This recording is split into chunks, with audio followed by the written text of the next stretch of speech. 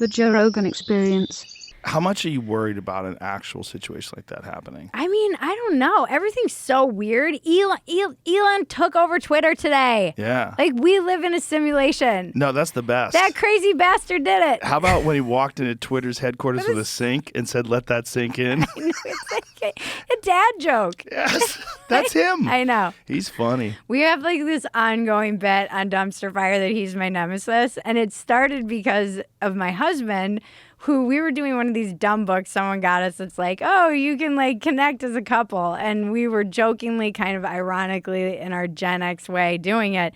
And it was like, what's something you would like always want to do or something like that? He was like, have dinner with Elon Musk. And I was like, it was supposed to be something about me. And I was like, fuck you. You're going to have dinner with Elon, not have dinner with me. And so it became this ongoing joke because of him being my nemesis, but it's really Why just... is he? What made him He your can't nemesis? because it's hilarious because I'm a nobody and he's a genius buying Twitter and sending rockets to space and trying to get to Mars, and I'm screaming in a garage on Dumpster Fire. So there's that hilarious aspect. But it's mostly just because it became this ongoing joke because my husband started joking about his like, you know, being enamored with Elon Musk. And so I was just jealous. So he became like, it's just become this ongoing, and then somebody sent us an Elon cutout for the set. And then so whenever we do an Elon as my nemesis, I'm like, my nemesis is up to, what's he up to now? And we like bring the cutout on for the bit. Well, we're hoping we can get our girl Megan re-established. Free on Twitter Megan. Now. Yeah, free Megan Murphy. Free Megan. There's so many. Yeah. People were like, there's so many people that need to be reestablished. So I mean, James Lindsay got booted, I think. Yes. And somebody was like, "This is like when the Joker let all the prisoners out." Yeah, but it's not. It's not because well, it's not the Joker. If you see them as like political prisoners, it might be. Those are crazy paranoid people that have been also they've been enjoying the fact that it's an ideological thought bubble. Right. That Twitter has only enforced left-wing ideologies and they've suppressed any conservative ideologies, even amongst reasonable, kind people that don't share the same ideology. That's fucking bad for our society. Yeah, it's is. bad. I'm not a huge proponent of like the parallel economies either. You know, I don't know that it's good. You know, what do you mean by parallel economies? This is like the term that everybody's using, particularly on the right, because, and it's valid as these places like PayPal and financial institutions are saying you can't, you know, if you say this or step out of line, we're going to fine you.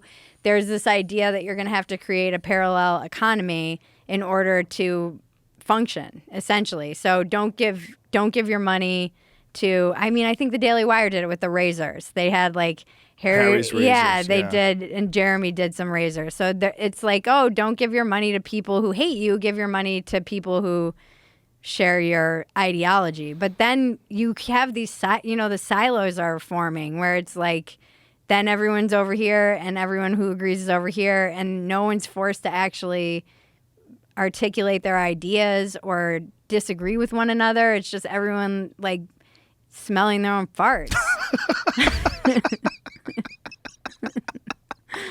It is, though. Yeah, it is. That's not healthy. No. Well, that's what Elon wants to bring back to Twitter is reasonable exchange of ideas.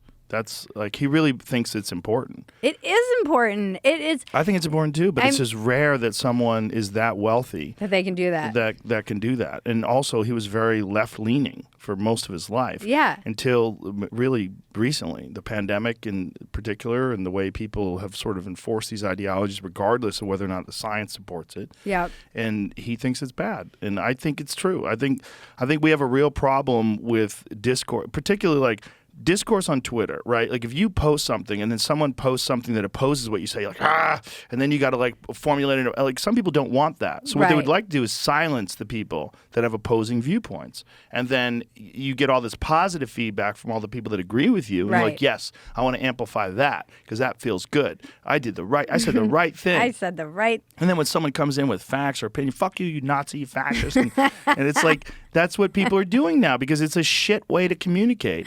Communicating like that, it's good. It's a good way to get out information and ideas really quickly, but it's a bad way to exchange ideas and to dialogue about stuff because it's the way people are supposed to really communicate is like how we're doing. Yeah. Two people looking at each other talking. That's how we're designed. We're not really designed to read text. No.